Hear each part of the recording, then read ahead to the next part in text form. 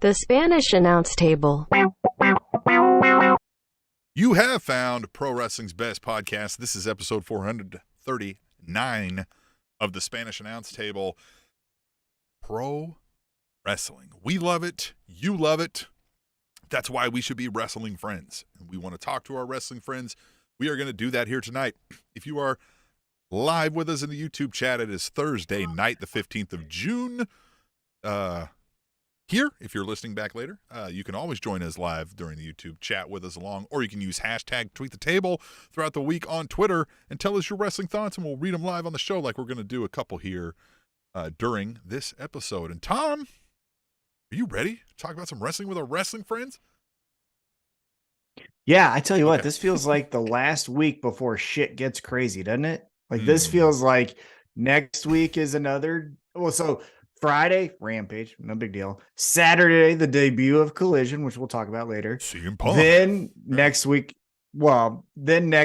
we got another Dynamite, another Collision. Then we got Forbidden Door. Then right around the corner is All In, All Out. Like we got some shit cranking out here coming up, I tell you. We do. And we got Jeffrey Sills in the chat. He says, "What up, boys?" with a Z, like we're the Hardys. Can't wait to talk about this episode of Dynamite. And I can't either. We had a really, if I do say so, jumping the gun a little bit here, a fun episode of Dynamite. We are going to talk about that coming up. We are also going to talk about some things that happened historically on this day in pro wrestling. I want to jump ahead on one tweet the table, Tom, because it's out of order. It's a little bit off the wrestling topic, if you will. So let's just bring it up right now. It's from a longtime friend of the show. Might have been around out of the 10 years, maybe all of them. It's Mr. Fourth Row. He says, gotta love a celebration. Christian Braun wearing the WWE Nuggets Championship belt. Hashtag tweet the table. Let me tell you why I don't gotta love it. He played for the KU Jayhawks, and fuck that guy. Well, didn't he? Have you heard his last 4 seasons? Oh yeah, he's like won a championship like 3 out of the last 5 years or something like that. Yeah. No, he's won the last 4 years. Jesus. He won 3 consecutive state championships at Olathe, whatever direction, because you're fucking Kansas weird asses. Mm-hmm. Then he went to KU, won a title at KU, and then his rookie year at Denver won the fucking NBA championship. He doesn't even know what it feels like. I think last year they did not win a national championship. So I think that's where the 4 out of 5 comes out or something like that. Yeah, they did. Kansas won last year. They did not win. No, the UConn won this year. UConn won this year, but he was a rookie this year. Oh, yeah, that's right. He was a rookie this year. Last year, KU won. Yeah, so you're right. Yeah. Well, did he only play 1 year at KU? Yeah, I don't know. That's where I thought I saw 4 or, there was 1 year not because it was 2 years at KU, I thought, or something like that. Who gives a shit? Maybe. The guy. Maybe. I know he wins a lot of championships, but he sucks. Fuck. Well, and here's the thing, Denver. Yeah. Here's the thing, Mr. Fourth Row. So happy for you to be a part of a parade. Enjoy it because it's never happening during football season. Yeah. So you got basketball because we don't have a basketball team, but you got that. Yet. So good. Yet. They're on the expansion list. All right, putting you on the spot. We have Kansas City fans putting you on the spot right now. Gun to your head. Hockey or basketball? Which one? Which one do I want? Pro team, hockey or basketball? Or which one are we going to get? Hockey or basketball? Which one do you want? Basketball. Which one do you think we're going to get? Hockey. Fuck yeah, hockey. And I'd be fine with hockey. Hockey is fun. You know what I mean? I've been more introduced lately to it, and I would love it. My favorite sport to play and engage in is basketball, and I would love a local team here for the NBA. But hockey would probably be cool too. Would be that 1B. Yeah. So I wouldn't hate that either. Again, we'll get I know not everybody's from Kansas City, the home of the Super Bowl champions, where Patrick Mahomes is the star quarterback of. I get it.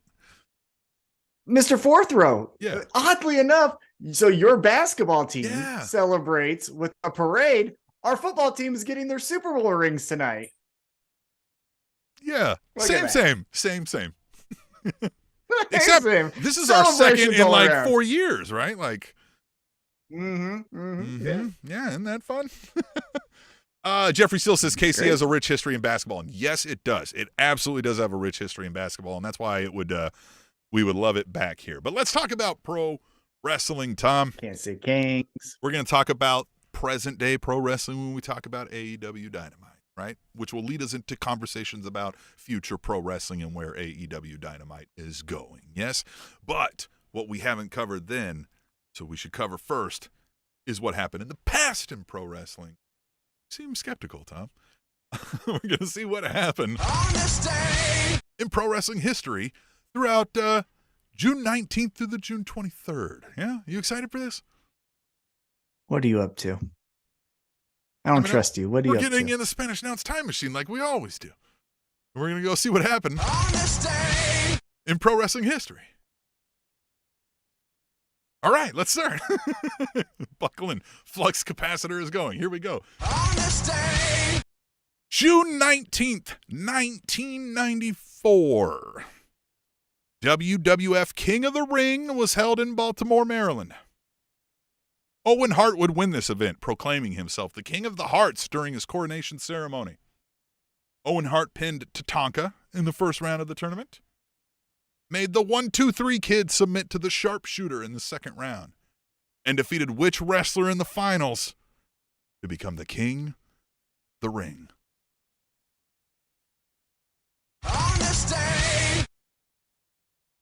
Are you looking at the answer there? What are you doing? No, I was writing back. Tatanka is who he beat first. Who did you say was second? He made the 1-2-3 Kid submit to the sharpshooter in the second round. And then he won. And then he's like, fuck finals. You, Bret Hart. I'm the better. King of the Hearts. And then he's like, I'm the king. Fuck you. Mm-hmm. To be honest, 94 wasn't a great year. True. There was some good stars there. Well, I'm saying I was a more WCW kid. Oh, right. So I'm all Sure. Sting and Steiner Brothers and stuff. Mm-hmm. So I don't really care about the Hearts. But do you remember that this kind of started that whole thing. So I'm going to say it was Razor Ramon. It was Razor Ramon. That is exactly right. Nice. Just guess. Yes. Yeah. Hell yeah. That's a great guess, though, because I think that's right. That's shortly before he left, right? So it makes sense he wasn't, And, Razor was always kind of in that spot. Like, he never really, he won titles a few times, but I don't think he ever won, a King of the Ring. Like, he had no problem putting over somebody in the finals and being just fine. So that fits. And that is prime that time, right? That's the overly done characters, right? Well, yeah, and also it was like Bret Hart, Shawn Michaels, Owen Hart, Razor Ramon, Diesel. And Sid. Yokozuna, and guess of 06. Just coming around. Was it Yokozuna even there yet? 95? I don't know. We'd have to look that up. We don't fact. Yeah, he was. Except for this. I checked beforehand, but not during. Yeah. All right. June 20th, 2011. Not a great year for wrestling either. Maybe. WWE Raw was held in Baltimore, Maryland. Again. Some of the highlights of this card include Kelly Kelly defeated Brie Bella to win the WWE Divas Championship. Remember that thing? Mm-hmm. Mason Ryan defeated Evan Bourne. Talk about the generic names, right? Remember the real generic name time frame? This is it right here. Airborne. Yeah, everybody was like Hunter Dickinson. Right? It was just the weird, basic name that wouldn't be anything. Mark Henry was disqualified in his arm wrestling match against Kane. Daniel Bryan. Yeah. Daniel Bryan defeated Cody Rhodes in a no count out match. Michael Cole defeated Vicky Guerrero in a dance off. This is what I was talking about a few weeks ago when it was everybody had to dance. Remember this time frame? There was dancing on every show by somebody. Alberto Del Rio and Rey Mysterio lost a triple threat match to be named the number one contender for the WWE Championship. To which wrestler? Miz. It is not the Miz. Care to take any more guesses, or do you want to? Triple threat. Those two defeated Alberto Del Rio. Contender? Yeah, for the number one contender. Orton. Ooh, Randy Orton would have been a good guess. That's a good time frame. The answer is the already mentioned CM Punk, who would get on the mic afterwards and announce that his WWE contract would be ending the same day as his title match at Money in the Bank, and he fully intended to leave WWE with their WWE Championship, thus beginning the stages of the summer of Punk. Hold on. So what? So he won that. Mm-hmm. What did Cena do? Well, Cena was the champion, so CM Punk is the number one contender now to face Cena. So Punk says at Money in the Bank. Right, but we're saying that this was the pipe bomb? I don't know. The pipe bomb, I think, came later. I think the pipe bomb maybe was next week or something. I would have to check on that. No, this is directly after the match. Right. Yeah, directly after the match. He gets up and he's like, hey, my fucking contract ends. I'm taking your title. Yeah. Okay. And I'm leaving. I thought you were saying, And at the time, no way in hell did I thought they would do that.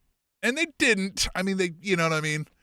They kind of acted like they were gonna, and then they had to like pull him in early because they had no star power for SummerSlam or something like that. But he was signed enough to allow him to go play this game. I would have liked to have maybe see it play out more. Unfortunately, we didn't get that.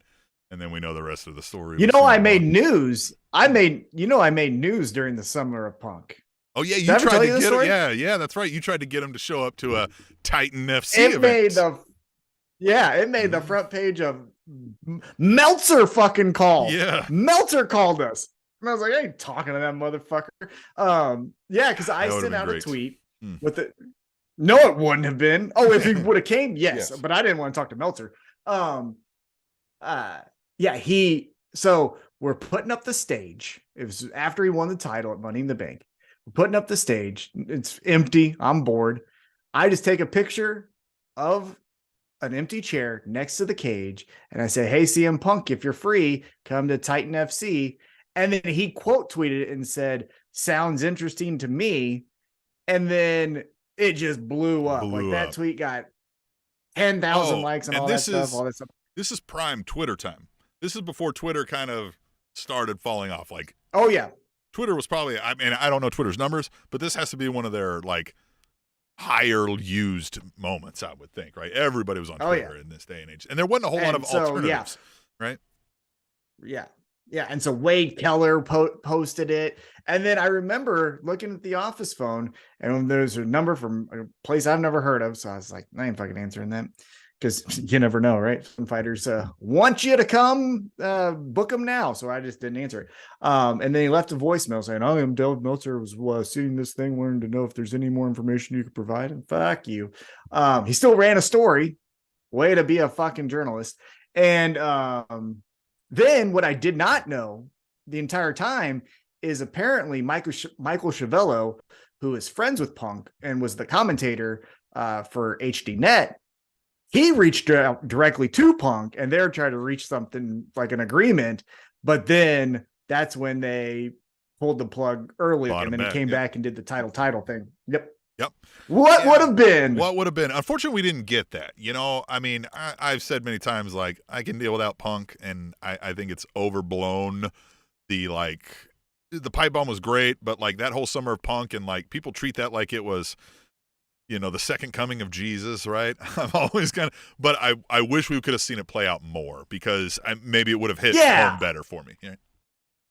Yeah, because it was refreshing, because there was one moment I distinctly remember where the WWE was doing some type of panel at a San Diego Comic-Con, I think it was, and Punk just walked up and was like, oh, you guys talking about this? And Triple H, whether it was legit or not, that he knew that Punk was going to do that. He knew the real situation, but he seemed flustered and was not happy. And so it added it was refreshing. That's the thing I think that was the best thing about Punk, is we were in this sludge of rinse, repeat. Cena's not champ. Cena's champ. Cena's not champ. Cena's champ. And then you have little ancillary things like Kane, electrocutes Shane McMahon's testicles. Oh, that's fun. But then nothing really else, right? Yeah. And then Punk says, I'm going to flip everything upside down, and I'm not going to look like any of these other fucking people. Oh, I know. At the time, too, I was behind it. I was like, this is awesome. I want to see this, right? I was I wouldn't necessarily maybe say I was like a Punk fan, but I wasn't a Punk hater or anything, right? I was like, all right, let's see where this goes. And it just kind of never went. If he would have showed up, because I'm not going to out the sources, but I have confirmed sources who told me on CM Punk's bus that as he would watch UFC events, he would look at heavyweights such as Alistair Overeem. And if you don't know who Alistair Overeem is, hit pause or Google it while you're watching.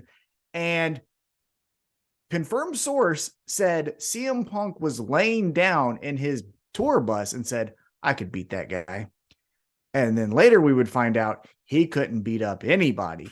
But that's all to say, if he would have showed up to Titan, I guarantee you we would have gave him. Look, Jake Hager has 3 wins over 3 Kansas City heavyweights that suck. I could have found him an easy person to beat. Even for him, easy person to beat. What could have been? He could have been 1-0 in Titan FC, went back to WWE, the toughest guy, Ken Shamrock style ever. They still say that on AEW now. An undefeated MMA fighter is Jake Hager. Like I get fucking. Well, yeah. Now Jake Hager is a Division I national champion. Like, he could beat up more than the bums he's been beating up. I do agree, but like, there's also guys that could beat him up, right? Like, yeah, right, right. Yeah, there's not real competition. He wouldn't be undefeated if he was facing guys of his caliber, right? That's the thing that we're saying. Now, yes. Theo P75 in the chat says, I am still a CM Punk fan, and I get it. I know there are a lot of folks there, and he still does. Now, I think because of the Brawl Out, does offer a little bit reminiscent of the I'm about to drop a bomb on all of this. He does bring some of that back now, right? The return, when he came back and we all went, the building almost blew the roof off. I don't think that feeling was there with Punk. It was more just like, oh my God, the guy's back. We thought he'd never be back, right? What are we going to do now? How's he going to fit in? Is he going to wrestle all these matches? But now we bring back this like, oh shit, here's the ticking time bomb is back, right? So might that bring some more interest from me and you and CM Punk, maybe? Hell yeah. I don't want we're on our farewell tour, smile, hucky huck, yuck yuck, go to sleeps. I want some fucking mean ass Punk has some shit he needs to say. Jeffrey still says CM Punk's MMA career as a jobber. And yeah, I don't know if it's on this show. Somebody can go back and listen, find out whenever the announcement was made of who CM Punk's first opponent would be, and find the weeks around there and listen to the episodes. Maybe we said it on the show, but I know you definitely said it while we were preparing for the show when we said, oh, they announced Mickey Gall is going to face CM Punk. Your first breathed words were, he's fucked. You're like, he's done. Punk's done. Yep. Yeah. I wish I would have bet money. I should have bet money. Man, I should have bet money. Yeah. You knew. Mickey Gall beats up a lot of fucking people. Yeah. For sure. And especially fuck. And you definitely knew when CM Punk was fucked when they did the highlight. Again, I'll say that one more time. The highlight of CM Punk's MMA training and his fucking striking was, oh my God. There are fucking soccer moms in Glory Fit classes that have better 1-2s than that fucking shit. I'm not even kidding you. And that's Duke Rufus. Duke Rufus is a legit kickboxing legend. That was his striking coach. And he was like, yep, we're going to put this on TV. Yeah, this is what they edited to be the best shots. That's what I'm saying. Right, yeah. That's what I'm saying. Like fucking yeah, not even like this is a run-of-the-mill average training. This is the coolest stuff we could find. The most intimidating. The most fear-inducing. Nope. All right, well, we'll leave that there where it is. And the next Summer of Punk possibly is, maybe we'll be talking about that someday when we discuss what happened. On this day. But for now, we're going to see what happened. On this day. June 21st, 2001. The first episode of WWE's Tough Enough reality show aired on MTV. This first season was eventually won by Maven Huffman and Nydia Gennard. Yep, nailed it. Oh, yeah, Nydia. Who were the 4 coaches of the original WWE Tough Enough? That's a kick in the dick. Yeah. I don't know. Can you name one? Yeah. I was like, dude, this one's going to be a tough one. You get a lot of these. Sometimes I'm like, oh, this one will be tough. And you just say it. You're just like, oh, man. And then you guess right half the time. Al Snow. Al Snow. Yeah, he was like the head guy, right? Because I think at the time he was also head trainer. Yeah. Mm-hmm. Al Snow. Everybody loves Hardcore Holly. Hardcore Holly is not one of the original 4. I think he may have been in there if I remember correctly. I think they brought him in, but I think he was a later coach in later seasons. Yeah. Okay. 2 men and 2 women. I'll give you that. Good, fair. Oh, I'm not getting the women at all. Mae Young. I don't fucking know who they're getting to coach the women. Okay, well, I'll give you the women. It Molly Holly? It was not Molly Holly. It was Jacqueline, right? Jackie. Okay. And then Tori, not Tori Wilson. Tori. Tori. If you remember Tori, right? Yes, Tori. So now you've got Al Snow. So who's our 4th one? You love this guy. Bill DeMott. Not Bill DeMott. Nope, you love this guy. One more. You love this guy. Motherfucker. It wasn't Jeff Jarrett. It was not Jeff Jarrett. No, you actually love this guy. It's Taz. Taz was the 4th host of the original Tough Enough. Yeah.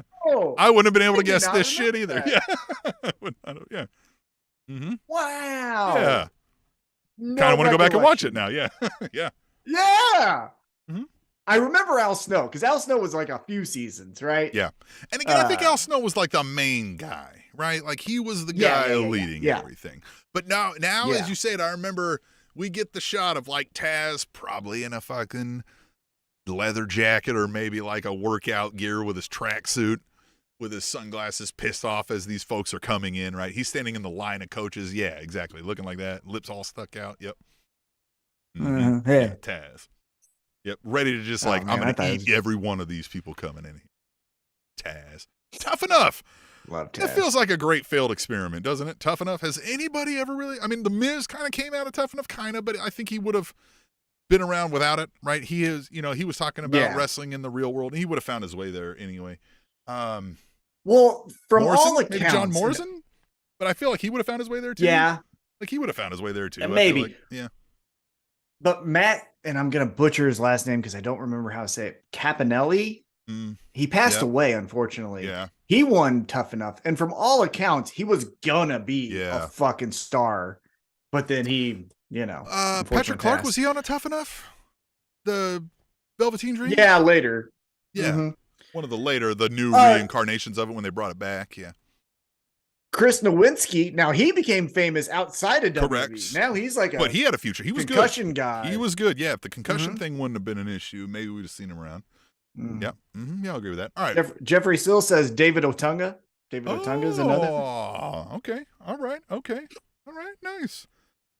Jeffrey Sill says, got to have at least one Jeff Jarrett question. That's the running bit. It's tough, man. Like there's like, I have desperately sometimes gone deep into like my research trying to find something. There's a Jeff Jarrett something every week, but I just don't want it to just be like Psychosis beat Jeff Jarrett, right? That's not fun. It's got to be for something. You know what I mean? Yeah. Of course. All right.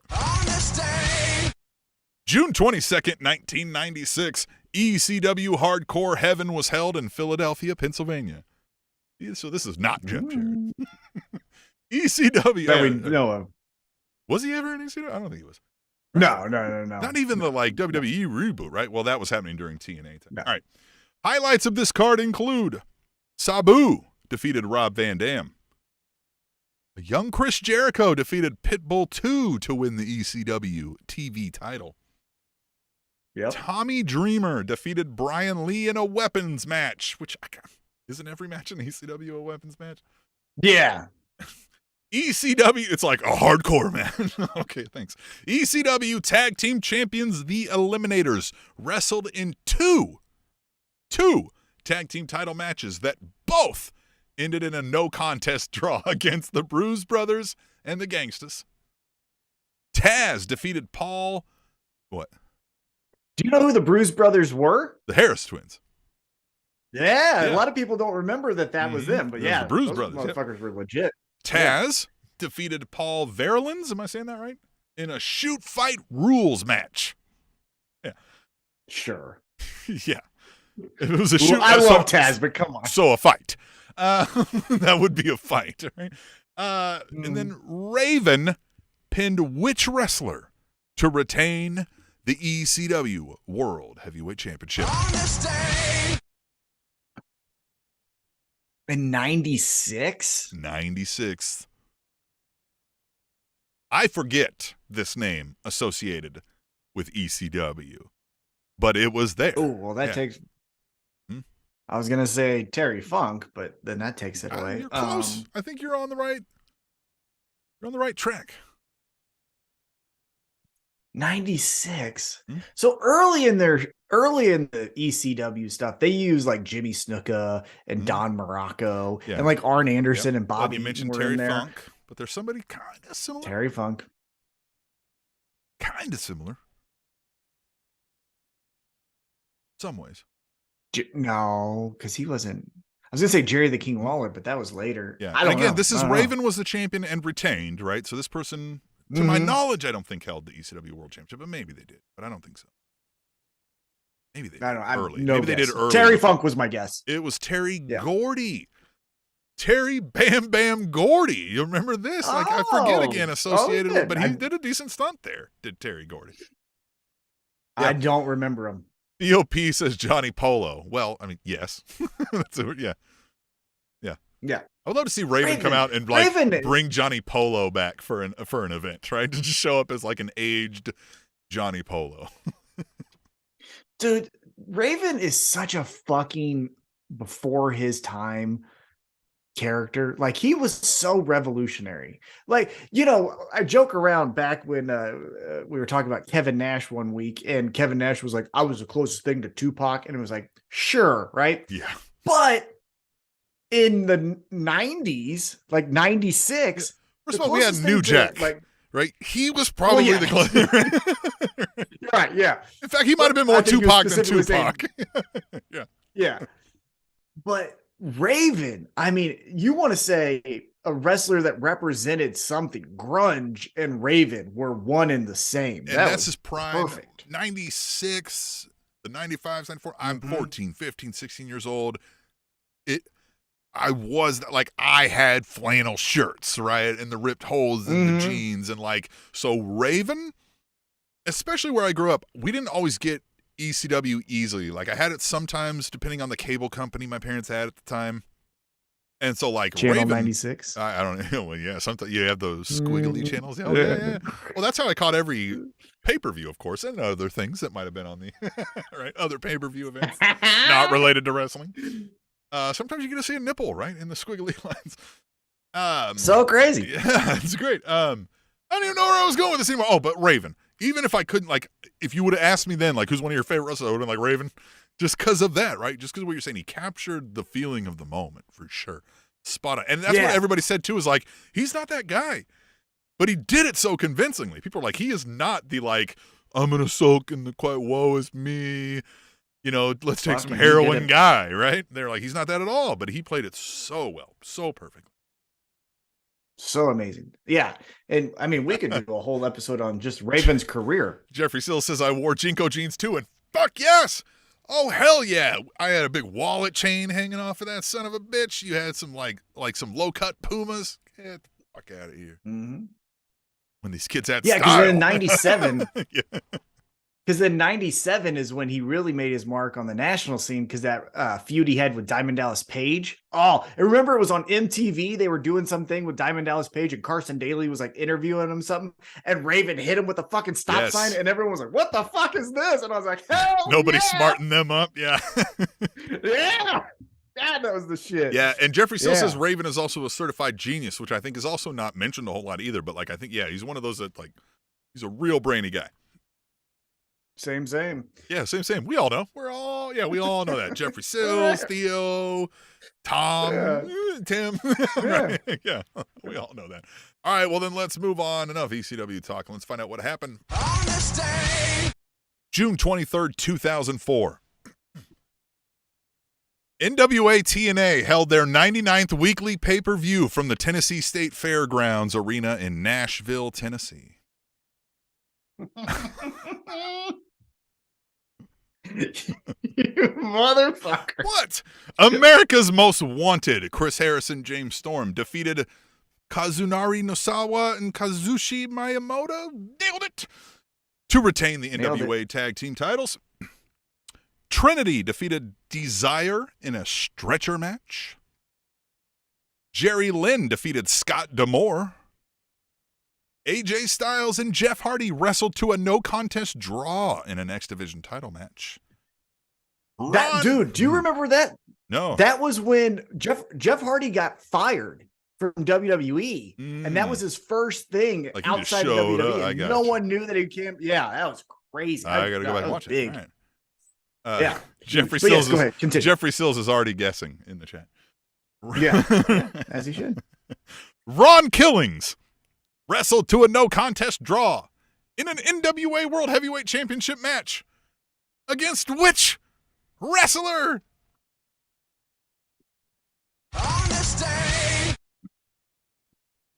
You just no selling? Hey, man, so Dynamite. Yeah. Dynamite started off with a fucking banger. You don't even care. This isn't Jerry Lynn. This isn't, what do you, who'd you say?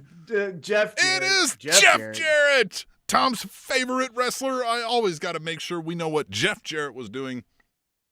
These NWA TNA pay-per-views, you said you used to watch these? Or did you watch them on the Squiggly channel? Okay. No, because that was kind of past. Like, Squiggly channel had a yeah, that's time true. This is digital time. This was kind of after that. Yep. Yeah. No, I followed it because the first NWA TNA champion was Ken Shamrock, and I was like, what the fuck? That's crazy.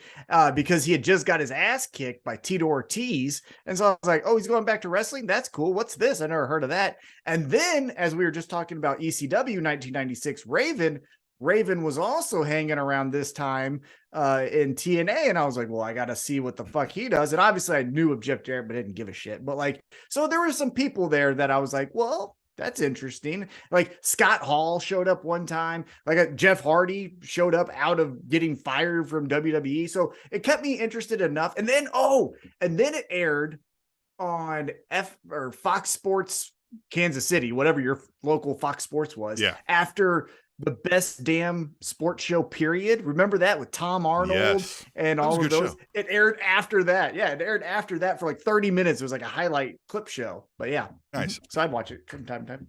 Jeffrey Sills in the chat says, your Japanese is very good. How long did you practice that name in the mirror? I did practice it a couple times when I first saw it, and then I just decided, hey, this sounds good enough to just be confident in being wrong, right? So now you say my Japanese is very good, but again, I know you're a somewhat new listener here, Jeffrey Sills, or viewer, Jeffrey Sills. If you go back in the day, we had a long-time listener who's not been around in a while. Maybe we'll reach out into the ether and see if Ceramic Samurai is still hanging around. She reminded us, what up, girl? That we had been pronouncing Asuka incorrectly for about 20 weeks straight, and she'd really finally had it. Yeah, Asuka. Yeah. It's Asuka. We really were like, oh, okay, Asuka, yeah. Asuka, yeah. Yeah, she squared us away. What up, girl? Yeah, sir, yes. Where are you? Mop, where you at? And Ceramic Samurai, where you at? I have a vision Mop I think Mop left us because I know we thought it was you, but it might have been me on Facebook. I don't know. Well, maybe, hold on. Oh, gotcha. Yeah, well. Yeah, maybe. I don't know. Haven't heard from the Mop Jockey. We haven't heard from Ceramic Samurai in a long time. There's a bunch of folks we haven't heard from. And that reminds me to tell you that it is going to be our 10-year anniversary of Spanish Announce Table coming up in about maybe 5 or so weeks, give or take.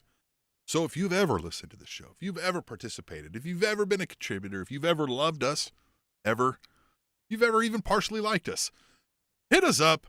And send us something, right? Look at Tom just posing. Tom just, look how much he wants this attention from you, right? He needs and desires your attention big time while I stall to fix my camera.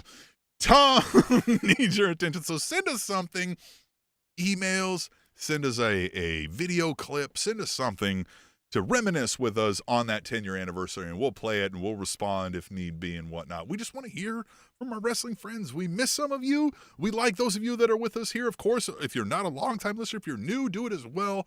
Join in. You can send us emails to tableshow@gmail.com. You can send us small videos on any sort of social media or that same email, right?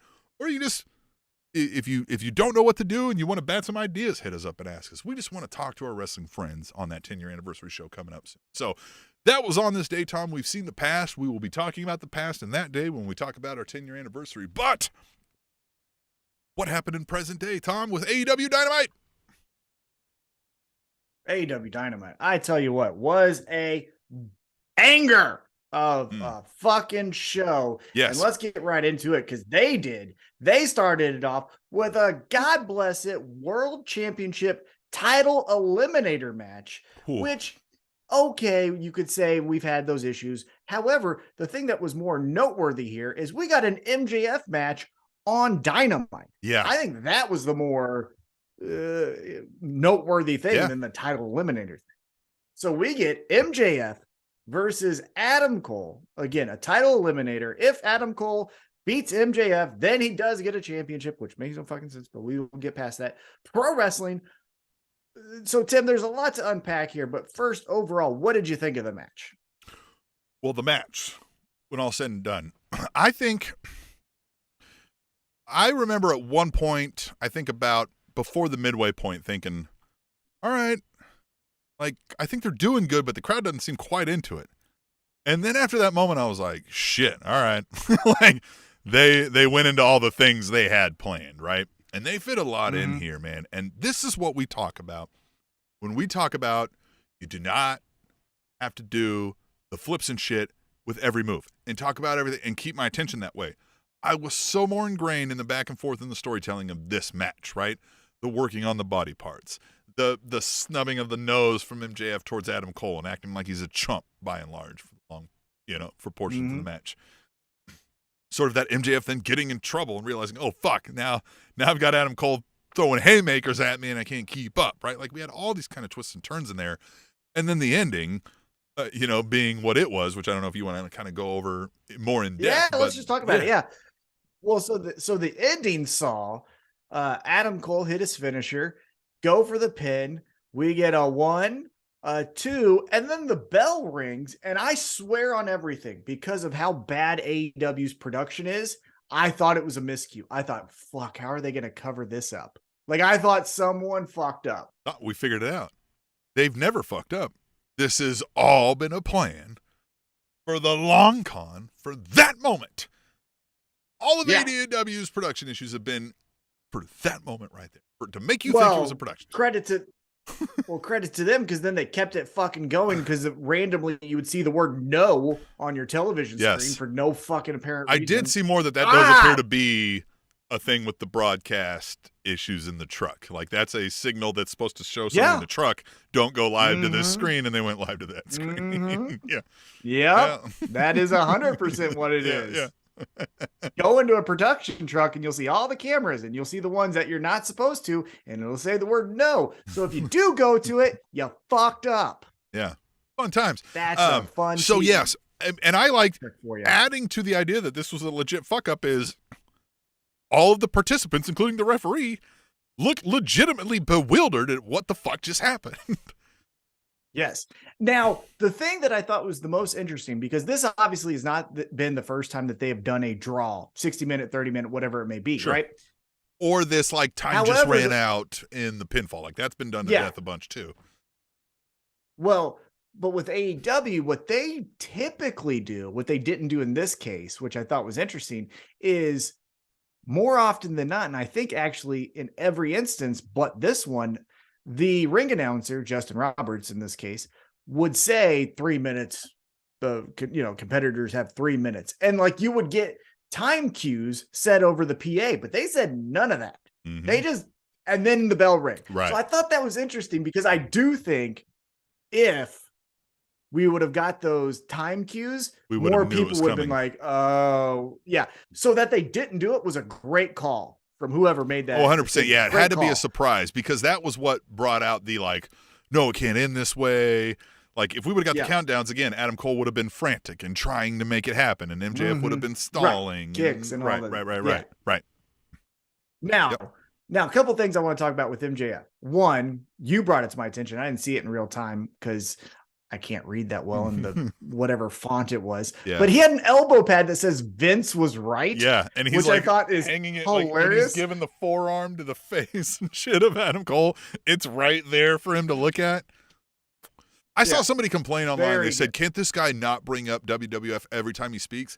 And somebody's response was like, "Why? It's good. Like it's draw. It makes you not like the guy. Like, that's the point." And it's a part of his character. His character is, I will go to any wrestling promotion, including WWE. Maxwell Jacob Freeman III that we've been seeing in AEW has always told us, I'm too big time for this. Just, you fucks haven't seen it yet. For all of it, yeah. But for all of it. For WWE, for AEW, like, so he'll go anywhere. You know what I mean? So, yeah, that he brings up Vince, I think, is on par for his character. Now, the second thing. Yeah. Go ahead. No. You finish that, and then we'll go out to the Table Nation. What I was going to say is, with MJF, one thing that, look, he was an all-state linebacker. He played college football for a year or whatever. Here's a slippery slope where one of these times you're going to get fucking on the wrong end of the stick. It's fun to play along. I played along at the Dynamite show when Colton Gunn said, "You fucking suck." And I told him, fucking bring it, right? Yeah. We were both having fun. But when you fucking touch a fan, because look, here's the agreement. The fans will not touch the wrestlers, right? That's the fucking agreement. We'll play along. We'll say our things. Hopefully we won't be too serious where, like, if your dad died, we won't bring that up, right? But like, we'll jab at you, you jab at us if you're the heel, so on and so forth. That's the game. But the agreement is, I as the fan will not touch you as the wrestler. So then, you motherfuckers, this goes for all of them, but MJF has been really pressing this a little bit too much. Then that means you can't touch us. And correct. Look, the guy that he picked on wasn't, but also in jiu-jitsu, we don't fucking down. Like, we can, that guy you can be tubby and fuck a motherfucker up. You can. Well, no, this guy was like he looked like the Interstate. There was no curves. It was just one fucking stick. You know what I mean? Yeah. But he could be. But even at that, like, you can be a skinny fat guy and fuck somebody else. Right. Oh yeah. You could be all that stuff. So my point is, if he would have hit him and broke his glasses, motherfucker, like. CM Punk got into a little bit of hot water with this one time. Remember, somebody like bumped into him from the crowd one time, and he did one of these like back. And like, luckily that person was like, "All right, cool." They gave him some shirts and shit, and they like calmed it down. But like, yeah, this is why I've always wondered with the MJF when he did the water or the beer in the face or whatever, the soda, and everybody was like, "That wasn't a plan." I was skeptical, and I kind of still don't believe it to this day that person wasn't in on the idea.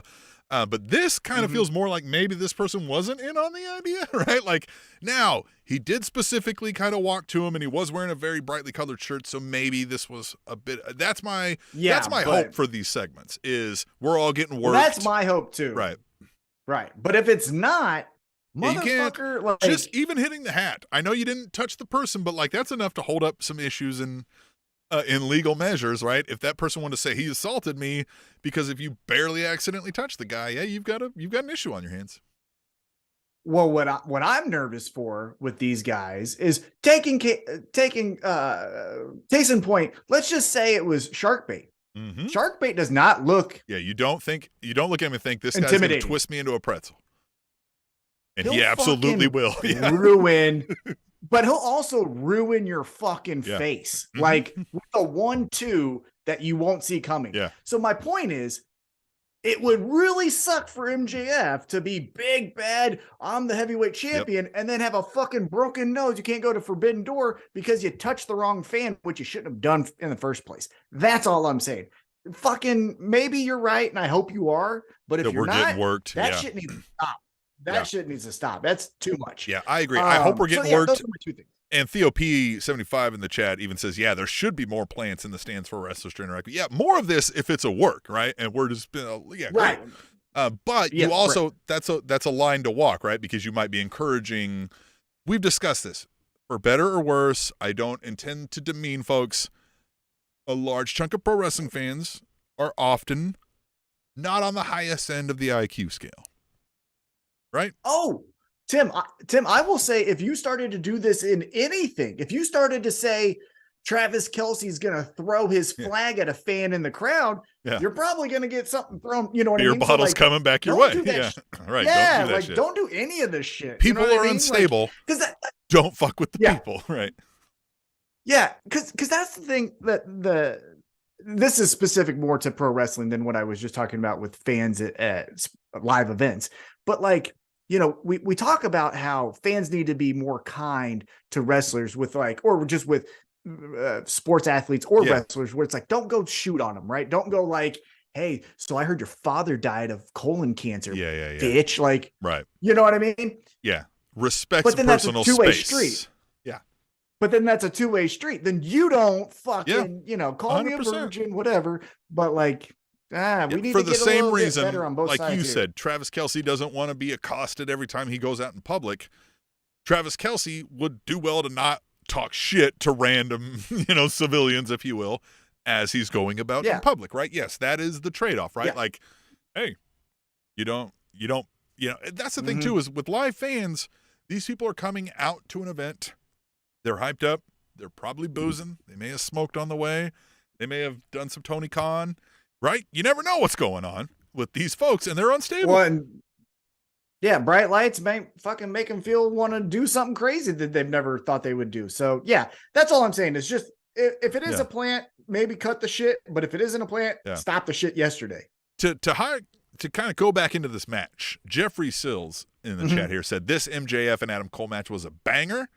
And he said every match in his reign has been 4.5 stars or better. And he might be right. And he says MJF's style of mixing in the new school with the old school heel tactics makes him a generational talent. And I agree. I reiterated it to myself while I was watching this match last night.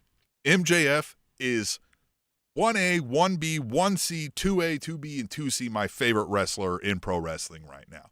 He does everything really goddamn well. Above average or elite, everything he does. Mm-hmm. Everything. Ooh, I don't want to put you on the spot now, but maybe next week we should do that. Our top 5 favorite current wrestlers right now. Yeah. I'd put them at 4. Oh, okay. 4. All right. Now I'm going MJF. If you told me like, you know what I mean? Like name the number one and that's what you're going to have to watch matches of and promos of for the next 20 weeks or say, just film the thing. Like I'm probably going MJF. I can't think of who else I would pick over it. Yeah. Now I'm going because even though I'm a curmudgeon and I'm a grump, and we all know that, you are. I still want to be, I still want to be a pro wrestling fan from when I was 10, so I always still like the baby faces. Yeah, okay. All right. Okay. I'll do this right now. I can do this right now. My top 5, number 1, Hangman. Number 2, Eddie Kingston. Number 3, Sami Zayn. Number 4, MJF. Number 5, I'm probably going to say, and this is weird, but I'm going to say it. I think it's Kenny Omega. I think Kenny Omega, his matches are, I'm going to watch some crazy shit right now. And he's starting to go a little bit more traditional with his AEW matches now. In New Japan, I don't know. I don't watch that shit. But in AEW, he's going a little bit more traditional where it's a little bit more fun. Yeah. And then obviously he'll do the flips and shits too. So that's my top 5. But anyway, if I had to do an out of order top 5, I know MJF is 1, but I'm throwing Sami Zayn and Kevin Owens in the top 5. The Usos, I probably maybe a Jey Uso is up in there. Mm-hmm. Oh yeah. And I feel like I want to say Hangman, but I feel like lately we've been lacking on some stuff to love with Hangman. Oh, when he came back and he said, "We are the elite." Yeah, to me, I kind of felt like I was like, I'm over the elite connection with the Hangman. Yeah. But so maybe that's an out of order top 5. Yeah. Ooh, but John Moxley might get in there too. You know who's got to be in the top 5? I forgot. Yeah, L.A. Knight. Yeah. Go Kata. Yeah. Just because of that. Man. So just because that's all I want. Yeah. Dummy. So yeah, it was a very good match. The other thing that I'll say, and this is again, I'm sorry to split hairs. I'm just this way. And I said this while we live tweet during the show at Table Show on Twitter. It's a good place to be at. Acceptance of your faults. Well, yeah, I've been there for a while, but still ain't working on it. No, I am. But so we talk about the production issues, right? We've talked about the production issues for a while. 1B is whoever the fuck is in charge of spray tans. Fucking MJF and Adam Cole look like spotted leopards during this fucking match. Yeah. It's horrible. I mean, my sister worked at a tanning salon. She could fucking hook you up better than whatever's happening at your fucking place. MJF's face looks the weirdest bronze shade I've ever seen in my life. And their hands, both of their hands were fucking weird. Let's talk about Adam Cole real quick here, too. At Brian J. Bay says, Adam Cole wearing the Bay Blues hashtag. Tweet the table. Yeah, he was a little Blue Tista-ish going on there. With more baby blue, more like a North Carolina Bay Blue. Yeah, is what he's saying. I will say this, right? We've discussed this last week on, hey, it's Adam Cole's body, his choice. He can do whatever. If I had just tuned in and never seen wrestling, I would say, like, did they pluck like a kid from the crowd to wrestle a match today? I don't intend to say, like, you're a horrible person or a bad wrestler, Adam Cole, from it. But I will say, if you want an honest assessment, people look at it and go, like, who's this guy? Like, why is he a wrestler? And MJF, height-wise notwithstanding, right? They're similar height, right? I never realized MJF was that short until seeing him next to Adam Cole, honestly. But he still, at least it looks filled out, right? Like, I'm not saying you got a juice. Yeah. But he at least looks filled out. Dude, I feel like I've got some bigger muscles in some places than Adam Cole, right? Like, maybe not all the places, but like, Jesus, guy. I was like, did you stop working out altogether? I get you not want to do the WWE diet, but it feels like Adam Cole hasn't seen the inside of a gym since he left WWE. And again, hey, man, that's fine. But I feel like when you look like that, that kind of part and parcel has to become part of the story you're telling then. Because it is somewhat distracting. Yeah. I would always say what Paul Heyman said. I think it's perfect, spot on. You accent the positives and you hide the negatives. If you don't look it, don't show it, right? I'm not saying you need to, but like, wear pants then. That's exactly what I thought. I said, man, if he was wearing one of them like bodysuits, you wouldn't notice that distraction. You would see he's smaller, obviously, but like the luchadors do. Like Mustafa Ali. Right? Like, absolutely. You can wear that Rey Mysterio kind of suspender singlet thing and look fine.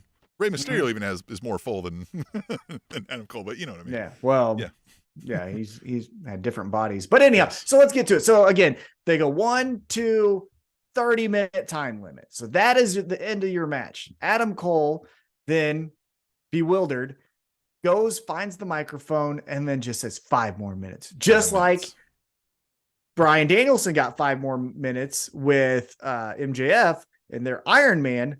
He said 5 more minutes. MJF goes, no. And then just rolls out. And that's the end of the segment. Great heel move. Perfect. It leaves us wanting more. We couldn't have ended that better, right? If we would have got 5 more minutes, somebody has to win there, or else it's just dumb to run a draw, and it ruins the whole thing. So this is perfect. Jeffrey Sills said in the chat, the bronzing on MJF looks like Snooki from Jersey Shore, which is true. And he also said that was Adam Cole's best match since joining AEW. That is also true. Jeffrey Sills is on point tonight. Yeah, I mean, he had the first that one, right? Lights Out. Yeah. Oh, the Lights Out? That Lights Out match with Orange Cassidy. That was a good match. That could be, that's a contender. 4-way before he got hurt. But this is top 3. This was very good. At worst. Yeah, man. I was not looking forward to, we got Adam Cole, MJF. This match turned it around. I'm excited to see where this goes. I have I like MJF as my favorite wrestler, but I still feel kind of what you said. If I'm liking pro wrestling and I'm rooting for baby faces, I now want Adam Cole to overcome this obstacle and get the title shot and win it. And low key, another great thing that they did by giving us this match, but then not running into an obstacle, is we have Forbidden Door. You're not going to do new champ Adam Cole, and then he's not going to lose it in his first title defense against New Japan Pro Wrestling guy, right? So you're getting past that as well to then get back to Adam Cole versus MJF. So it was a great way to like take a pause. Hey, we got to do this specialty pay-per-view. Then we'll get back to our regular scheduled program. You know what I mean? So I thought that was really done well with all things considered as well. So as MJF walks out, we go right into a video package. Oh, Tim, it's a video package of Cookie Monster Punk. Yeah. CM Punk is talking about, I got things to get off my chest. Why did I come to AEW? Why did I come to AEW? For the same reason, or why am I coming back? For the same reason I came. I got scores to settle. With who? I ain't going to tell you. What am I going to do? I don't even know. I'm in a match, but guess what I'm going to tell you? I'm getting on the microphone. So we got a lot of stuff to talk about. But before we talk about all that, though, Tim, program alert. As I normally do, I will live tweet during AEW live events, Dynamite, pay-per-views, rampages, assuming it's of quality. Collision starts on Saturday, and I do plan on live tweeting during Collision. Just not this one, because Tim and I are going back in the Wayback Machine, and we're going to Tacos and Tequila with Little John, Flo Rida, Mike Jones, Paul Wall, Montel Jordan, Ja Rule. Not only Lucha that, Libre Wrestling. Yes. Woo-woo! So on site at this event with all the names Tom mentioned is also Lucha Libre Wrestling. If you've seen the photos of this, they've done this a couple of years here. This is very heavily featured too. This isn't like tucked in a corner. The Lucha Libre Wrestling is out in the middle of the open. We're going to be really excited for that. They also have, world-renowned taco trucks and things of that nature going on. There is also the artist, Tom, listen, there is a Chihuahua beauty pageant happening here. This might be one of the things I'm most excited for. There's an exotic car show. Lucha Libre Wrestling and Chihuahua beauty pageant alone isn't like worth the ticket price, but then you've got, like you said, Mike Jones, Paul Wall, Flo Rida. Flo Rida, you know how many times we made fun of Flo Rida on this show? Like, I feel like we owe him money. We owe him money, so we got to go to this event.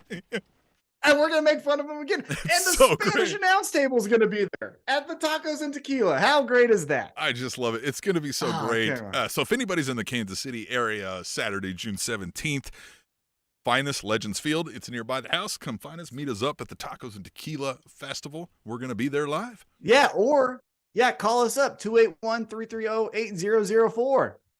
Yes, that's us. Yeah, that's us, yeah. Who? Mike Jones. Yeah, motherfucker. God, I can't wait for that. Oh, sorry, wrong one. No, it's 281-330-8004. Mike Jones. Who? Mike Jeffrey Jones. Sill says, that sounds dope as fuck. Crunk ain't dead. It's just at Lucha Underground. Hell yeah. Little John, I'm legit excited for. There was so many. Yeah. Earlier.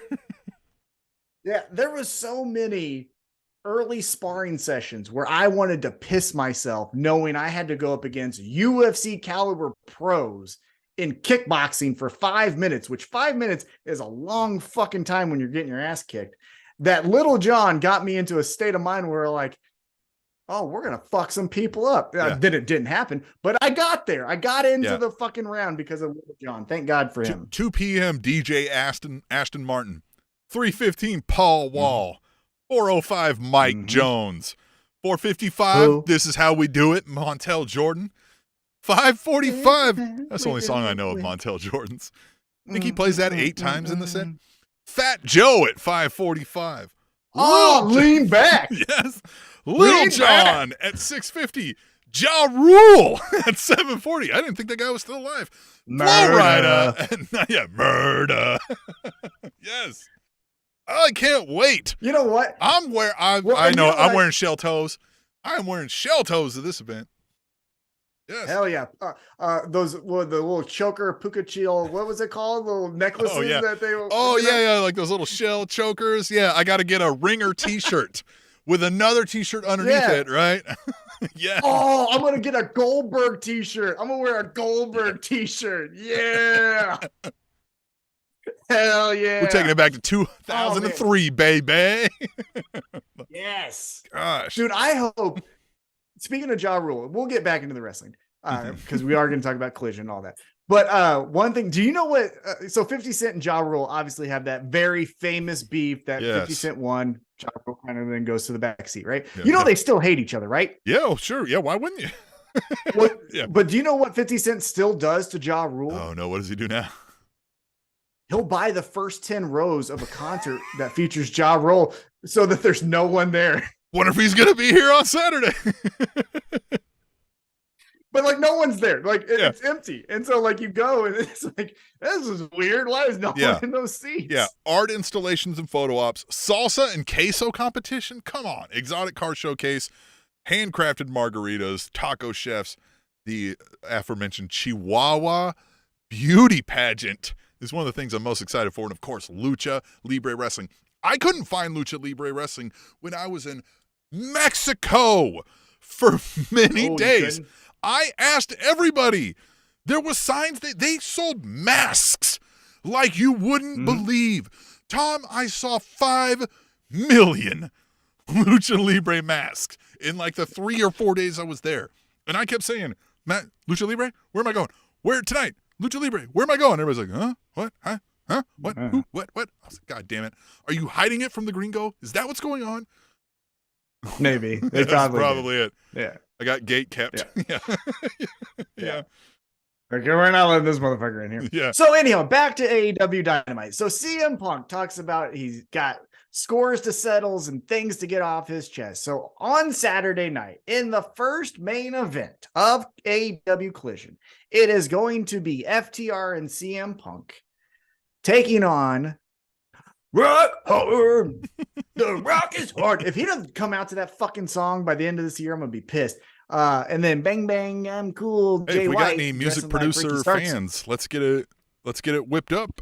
Take Tom's voice there. Say it again. Rock hard. Rock hard. Somebody can chop and screw this up, right? Maybe we'll ask Little John Paul when Wall. we're there, or Paul Wall will say, "Yeah, Paul Wall will chop and screw that up." You might have to slip him a few Benjis, but I'll get a grill from him, and might need more than a few Benjis. Might need a couple stacks. We'll do a trade for trade. He does a song for me. I'll get a grill from him. Stack is more than stacks are more than Benjis, right? I'm not street. Sure, I don't know. Yeah. I am. I was, but bands, right? That's what the kids say now. You have to bring some bands. Look, man. I don't rubber bands. Stacking bands. Going back.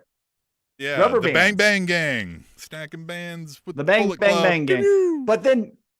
But then also their third partner, who I don't think is being talked about enough in this situation, the king of television, Samoa Joe. We don't get enough of Samoa Joe. No, we don't. And I know he's friends with CM Punk and all this stuff, and that's why he's on the show. If we're breaking kayfabe, all that stuff, but we're also breaking kayfabe. So Samoa Joe's style is not nice. It's not a hold your hand, let's do some front rolls. It's I'm gonna fucking smack the shit out of you. I might break your rib. I'm excited for that. That's what's got me excited. We also have Miro. We also got Buddy Matthews versus Andrade El Idolo, which everyone's excited about for that. Cool for you guys. That's still a thing, right? Why not Saturday nights? Here we go. I need somebody to still explain what's setting Andrade El Idolo apart from every other wrestler. I don't know what the love affair is, because like he's fine in the ring, of course, he's not bad, but he's not doing. There's no major move that he does that nobody else does. He hasn't cut some amazing promo, right? I haven't seen him have continual 5-star after 5-star after 5. Like, what is it?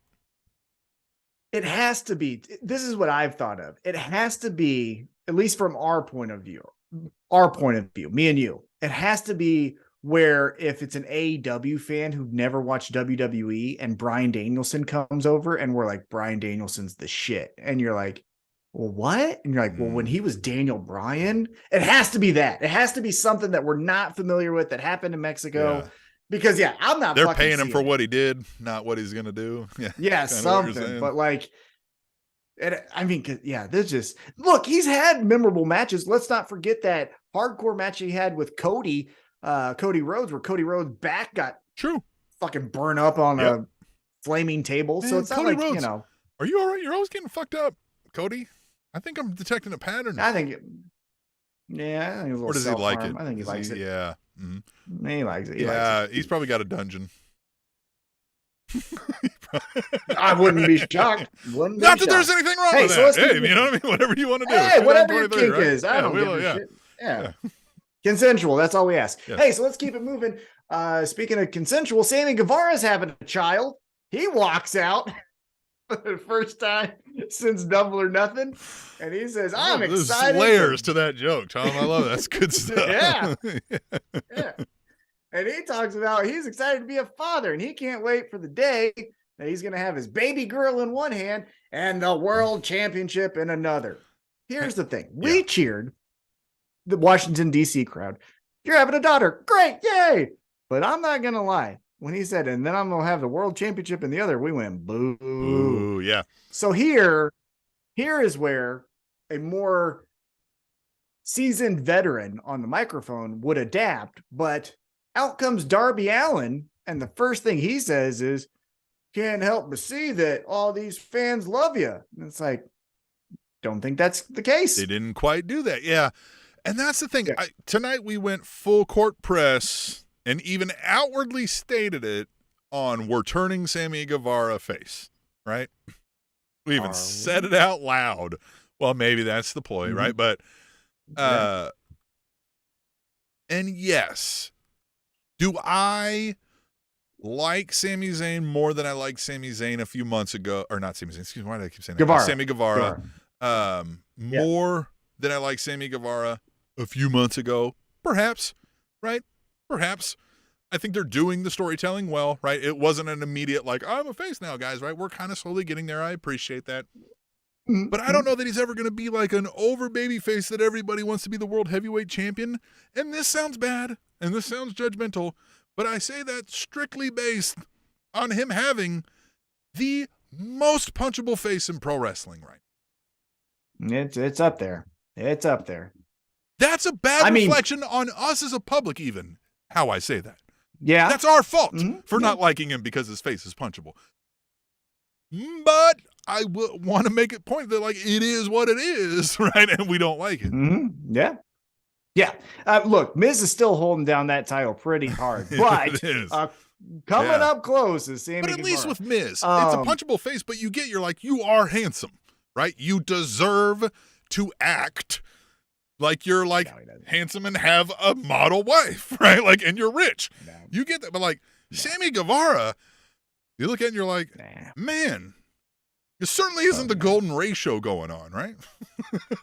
Yeah. Well, another guy. Not either. Speaking, right? But like, I just. Right. Well, speaking about it earlier when we were criticizing MJF and Adam Cole's appearance for that leopard sprint spray tan, Sammy Guevara had the same damn thing. Yep. His eyebrows were 3 colors darker than his fucking cheeks. It's miserable. God, it's an eyesore. Yeah. So that's all to say. Darby Allin walks out. Another thing I would like to point out. Darby Allin. Oh, go ahead. If we're doing the Sammy Guevara, let's make him a babyface and everybody's going to love him. When we show him on the graphic earlier, like when they show like a match going on and they show like the wrestler cut out at the bottom, let's not have him hanging his fucking tongue halfway out his goddamn mouth. Nobody likes that in a babyface. This photo was literally like he's literally just hanging out there like Sammy Guevara coming up later. I was like, why would you show that ugly ass shit? Everybody wants to boo that. Everybody. Yes, everyone does, and I think not. So you think this is? I think this is on purpose. Doubling down. Yeah, I like that. I hadn't considered that until you said it, but I like it even more. I'm hoping so. Yeah, I'm hoping so because man, listen to the fucking crowd. AEW typically does. So anyhow, Darby Allin comes out. He can't cut a promo, but he's trying really hard. And he says, "Oh, what was this? Me and Sting are equals. I'm spooky." And then that brings out Chris Jericho. And Chris Jericho's like, "Look, I got abs. I'm old. I can walk in heels." He had heels on. Credit to him. That was fun. A good heel move. Really odd looking thing, but good heel move. And I like this segment a lot. I'm just happy he wore his platforms on the outside part of his shoes instead of the inside now. You know what I mean? Like, just own it. You're short. Just own it. That's the other thing. You're short amongst short people. You don't have to do that stuff anymore. But I digress. What then happens is Chris Jericho's like, "Hey, so me and you, Sammy, what the fuck?" And Sammy's like, "I don't know what the fuck." And we're paraphrasing, spitballing here. And he says, "You never called me." And he's like, "Well, you never called me, or else you wouldn't have lost Adam Cole twice." And then Jericho's like, "Apologize, bitch." And then Darby Allin's like, "Hey, I want to fight." And they're like, "Well, fuck you. It's 2 against 1. And then Darby says, "I'm not alone." And then the Grinch, or the what is it? The ghost from Christmas Future, Sting, comes out and with his baseball bat, and he's like, "Hey, I got a baseball bat." And Jericho's like, "I got a baseball bat. I'm Christmas Future, or I'm Christmas Present." And Christmas Future goes, "I'm older. Baseball bats." And then they all leave. Tag team match next week. So, notwithstanding, I think it ended lame with that, right? Mm-hmm. I did like the segment up until kind of how Sting and Chris Jericho interacted, but prior to that happening, I liked how we did this Jericho-Guevara confrontation, because it is everything we've said. We've asked, is Sammy Guevara still in the Jericho Appreciation Society? Because the last 25 or more times we've seen the totality of the Jericho Appreciation Society, he kind of hasn't been there. So, and we understood that, hey, he's doing this All Access show, which, by the way, is that still a thing? And... he's having a baby. It's on Max. Right. Yeah, it's on Max. Does anybody have that? We'll call it Min. And so, and he was having the baby. So I thought, I just attributed that to, Sammy Guevara's on Radio Row right now, right? He wasn't really here. So I like that we had this conversation of him hey, motherfucker, where have you been? Basically, did you forget what this is? And then Guevara kind of seemingly already made that decision that he's not necessarily in the Jericho Appreciation Society. It's kind of like, hey, fuck you, man. I'm just trying to live my life over here. I got good shit going on. We had good times, but I thought we were cool just not talking. You know what I mean? I didn't have a problem. I just wasn't around. But if you want to bring a problem, fuck you, right? It was kind of where we were going. And Jericho, playing great in Jericho history, is a little missing that, right? Still thinks he's in the power position. Still thinks he's got this kid scared, right? And still kind of not understanding that, to where he's like, well, how about me and Sammy beat your ass when Darby was saying shit, and Guevara's like, excuse me? You fucking talking to me? I wish we would have leaned more into that and what the blowout of that was before we get fucking Darby's dad coming out again, right? But what did interest... I was going to say, but historically, what was the most significant thing about this segment is, and it was said on commentary, Sting and Chris Jericho, two of the all-time greats, have never been in a ring together at the same time. That's why I was liking it still. On TV. Even though we got Sting coming out, and I was like, I got to hear Sting. I thought, of course, right, two veterans who've probably had many things, and then they brought up, they've never faced each other. And then they went further and said they've never even been in the same ring at the same time, which that one I'm thinking certainly there may have been a point where they were at least standing in the same ring at the same time on television, but maybe not. But then I thought about it. I was like, God, come to think of it, their paths didn't really cross all that much at a point where they would have faced each other. Yes, Sting and Chris Jericho were in WCW, but Chris Jericho was undercard, right? Cruiserweight, Sting, and then they flipped. And then kind of never really... The only time that I could think that they possibly could be in the ring at the same time is Starrcade 97, when Sting beats Hogan for the championship, and then the entire locker room goes out to celebrate with Sting. Or one of those times, I think of one of the first 1, 2, 10 times that the NWO, before maybe even was named NWO, was attacking, and the entire WCW roster would come out to rush off these outsiders. Maybe somewhere in there, but that was prior to the Sting Crow thing, so maybe not, right? It's very possible that at least on a televised product, you may have never seen Chris Jericho standing in the same ring with Sting. It might be possible. And Chris Jericho very famously keeps track of all of that shit. And so that's what he gave him that info. The 30 years of Jericho, I have, and he's not in there. Yeah, so Sting is not in there. So he very famously like keeps notes about every single match, every single promo, everything. And so I bet he would have corrected them if that were wrong. So. Yeah. So next week, it's going to be a tag team match. Like you said, I think I would have liked maybe a little bit of a promo battle between Sting and Jericho to be like, well, I'm the veteran, don't you know? And Sting is like, I was a veteran when you started, dick. Yeah. Something like that. But it was maybe fine. We'll get more. Maybe we'll get some. But that did pique my interest. I'm going to say that. I just thought it was lame that they did the no promo. Bats. Yeah. I did like that Sting got aggressive with it and was fucking swinging they hit it a couple times. Yeah. And I don't think Jericho knew that part was coming, right? That part felt like he was like, Jesus Christ, calm down, man. And then he started coming down. He was like, are you really mad at me? Like, calm down. Yeah. The fucking bat out of that here. awkward thing when Sting takes 3 steps at him and Jericho's like, fine. Like, I'm going to get out of the way, but he can't get out of the way. And so they have to have this awkward, like, I guess you could hit me right now, but let me turn around. Yeah. Sting was feeling feisty. He didn't have his oatmeal in the morning. Full dad mode. Full dad mode. Yeah. On a dad. That was great. Yes. All right, so let's keep it moving here. Hey, did you know that the IWGP World Heavyweight Champion is Sonata? Neither did I. Nope. He issued an open challenge. Then we get back into the ring. Who cares? Then we get back into the ring, and there was old Sting and Darby, and they're with Keith Lee, who needs a haircut. Look, you go gray all you want, but let's keep this shit fucking cut. Unless he's trying to grow it long. Have a balding mullet. Have the skullet going on. Yeah, just don't. Keith Lee skullet.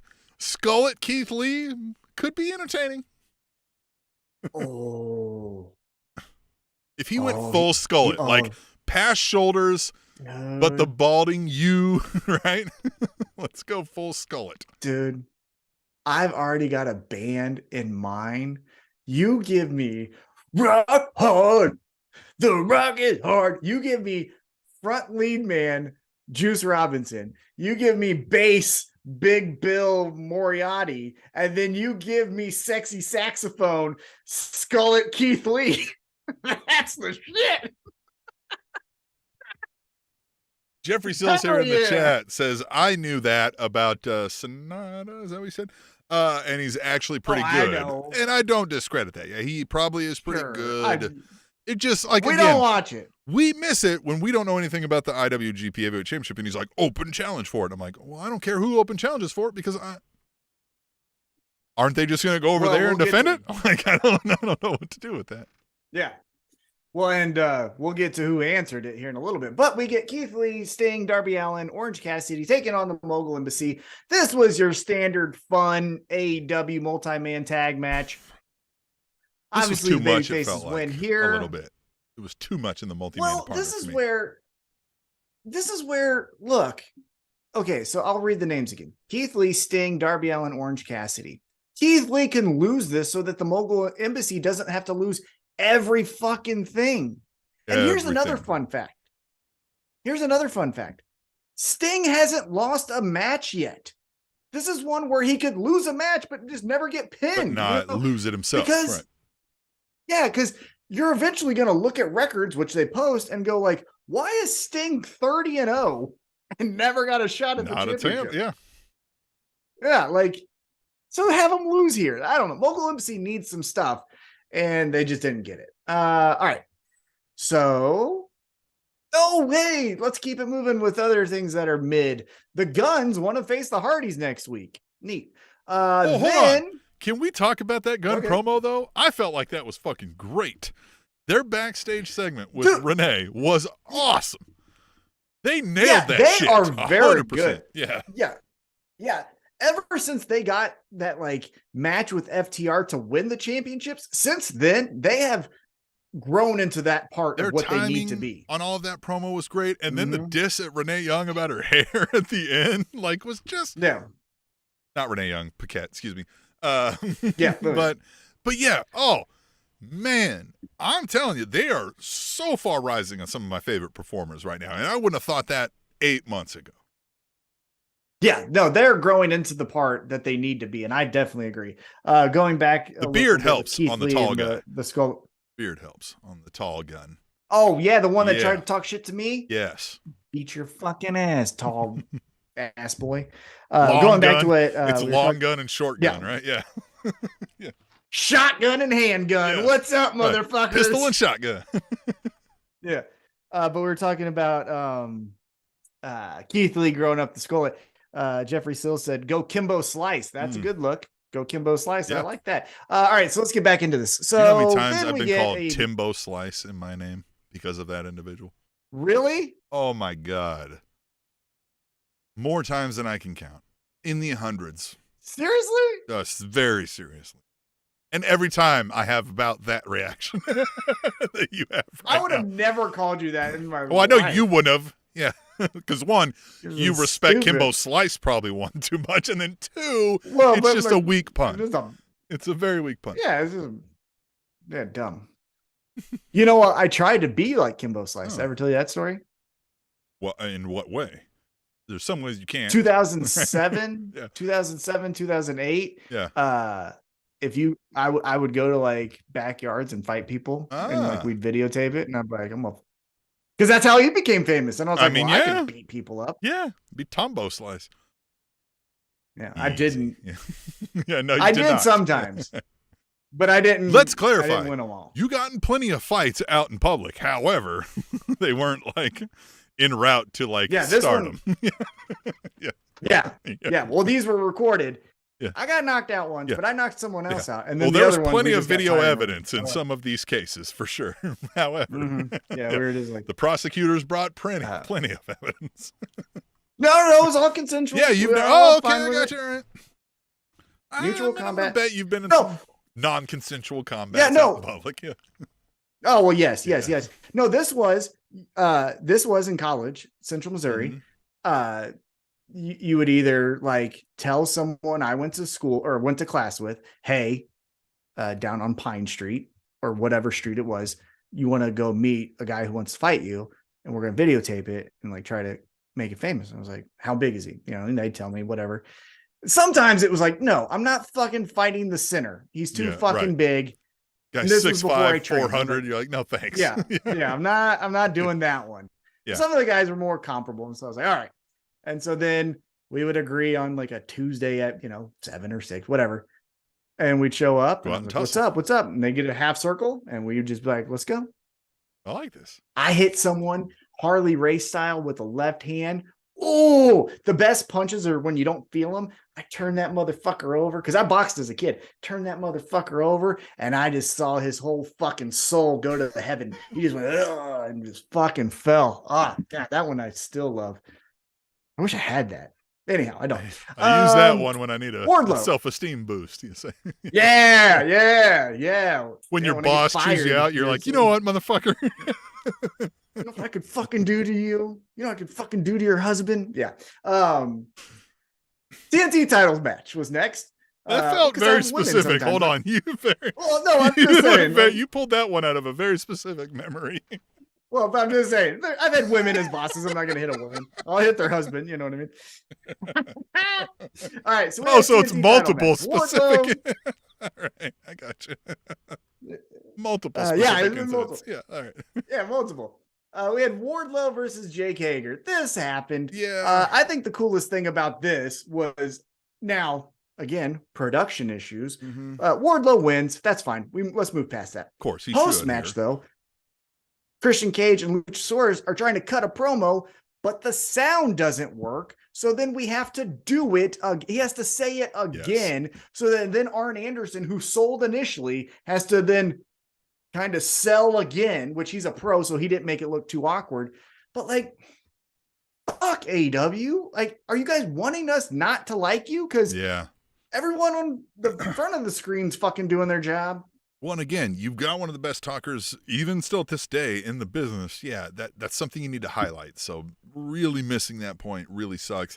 Jeffrey Sill says that was Tom's Al Bundy 5 touchdown moment. That was 4 touchdowns. 4 touchdowns. But I actually do have. I got other ones than that one. There's. Oh yeah, we've heard many of these 4 touchdown Al Bundy moments. Whoa, motherfucker. Oh man, there's one. I'll tell it. There was one when I was a kid. The one when I was a kid makes me the fucking most happy. I went to a boxing academy in 5th and 6th grade. The summers going into 5th grade and then going into 6th grade. Went to a boxing academy called Whatsoever. It was all one word. Whatsoever nice. Okay. Boxing Academy. Yeah, that makes sense. You can look it up. Still in business. And went there. I had never boxed before in my life. I didn't know anything about it. I grew up a wrestling fan. Obviously, I like boxing because I want to know who the baddest motherfucker was. And at the time, there's no MMA, so boxing, right? And I go and we do breakfast. And I thought I'm at a daycare. Like on the first day, my dad, no one smartened me up that I'm at a boxing academy. Boys and girls. And so we go there in the morning and get dropped off. And I've been daycares my entire life, and we have breakfast. And then I think we're going to do like hey, we're going to split the younger kids and going to do like color sheets. And then we're going to split the other kids, have them go play basketball in the gym. No, motherfucker. They said, go downstairs. And we're like, okay. And I see 2 big ass boxing rings. And I'm like, what the fuck is this? And they say, all right, we're going to do laps. And I have to get in and fucking do laps. And I'm like, what the fuck am I doing? Like, okay, well, this isn't fun. It's not a basketball court, right? And then they get us out. And like, there was, I think, 4 or 5 boys. And so the boys had to go to this one coach, and his name was, started with a W. Can't remember. Winslow? Maybe it was Winslow. And they fucking put gloves on my hands. And I was like, oh, this is fun.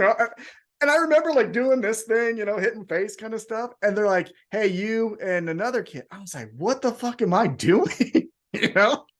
And we go and they're like, well, they're going. And I remember like work a jab. And I never heard that word before. And I was like, I don't know what the fuck that is. And next it fucking hits me. And I was like, God damn it, that hurt.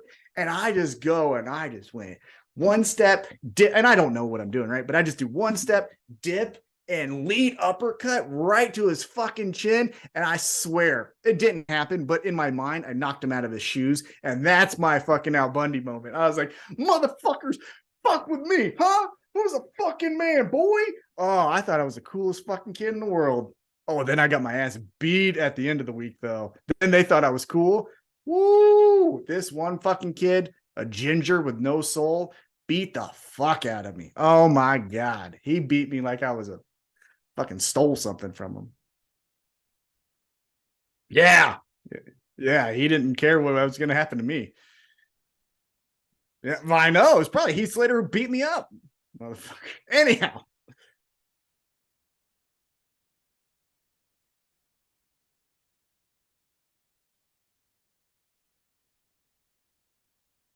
Well, he got fired, but apparently it was because Vince was like, well, what's his name? The fucking, who's the producer? Dunn?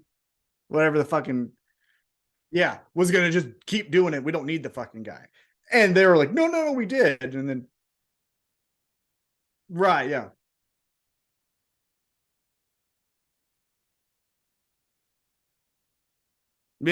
Yeah. Well, Vince fired him because Vince was just like, Dunn's going to always do it. Fuck that. We don't need anyone younger. Look at me. I'm 80 and I'm still going, But yeah, apparently I agree with you. I thought he was going to fix this stuff. And it kind of did for a little bit, but I don't know if maybe someone's like overtaking him or there's some beef. I don't know. It's getting bad though. Anyhow. So Christian Cage and Luchasaurus beat up Arn Anderson. Arn Anderson, for his fucking role, did amazing. The blood looked real. It was crazy. So let's keep it moving. Then next we had Tanahashi, who I do know of because he does air guitar, and that's over in Japan. And that always makes me question you guys. What the fuck is that about? Anyhow, he says MJF 1-on-1.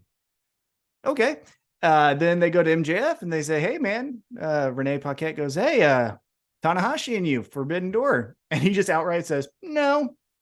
And guess what? I've no-showed before, so not going to do it. That sucks. See ya. Yeah. That's awesome, right? Yeah, I love it. Yeah, shout out to the chat again. They let us know that I had no sound for a quick clip. See, this is the beauty of doing these live, right? We can get told when we're fucking up and we're unaware and we don't know. So that reminds me, Tom. Actually, I think that'll be fixed in the podcast. We'll fix it in the podcast. I don't think I need your help with that. We're talking shop. We'll move on. Back to AEW Dynamite. Yeah. All right, so MJF said, nah, fuck that. I'm not going to do it. New Japan sucks. Bye. Okay, we'll see what happens. It was announced. They kept on announcing it. If you go to their social media, they still have that match as advertised. So we'll see what happens. But next up, Orange Cassidy is backstage. And he says, hey, a forbidden door. I know what's going to happen. Someone's going to walk up. And then they did. It's Zack Sabre Jr. And he's like, hey, I have this title. I want that title.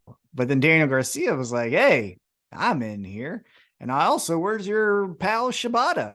And Orange Cassidy goes, you know what? This is all stupid. Next week, me and Shibata versus you two. Bye. And so we get that next week. We'll see how that goes down. Then we move on. And Tim, we're playing the hits here tonight. It's right before the main event, so you know what that means. Mm-hmm. It's time for the women. It's been a while. For the women. I'll give them credit. It's been a while since we've been able to say that. But you know what? When you're stuck in a pickle, put the women before the main event. You know what I mean? Everybody knows that saying. Classic. Yeah. Yep.